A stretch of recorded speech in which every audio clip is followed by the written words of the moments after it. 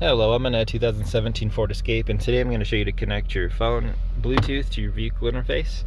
So first you'll start your vehicle, which is started, and then once your display's lit up, you can do this add device or through the settings, find options as well.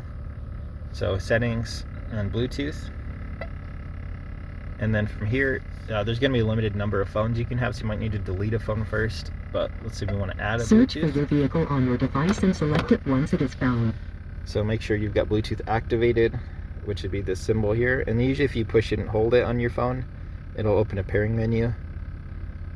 So we'll start the pairing process, and then it already popped up, but this Ford Escape's what we're looking for. Sometimes this might take a few tries of restarting your phone or restarting the vehicle. Confirm that the pin displayed on sync matches the pin displayed on your device. So yeah, we're going to pair with these random numbers it generated, and then confirm as well on the vehicle. And then for your safety, please stay alert to changing road conditions and use Sync's voice-activated features while your vehicle is in motion. Alright, so you should be set. So now it's connected. It'll typically try to auto-connect as well, especially if you make this like the main phone. So it's finished there. So now, if you're playing music from your phone, you should be able to listen to it through your audio. Through the sources here, and then that would be my phone there.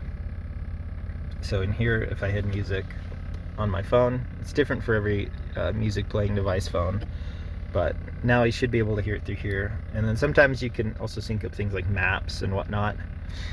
You should be able to take calls, all that kind of thing as well through your vehicle.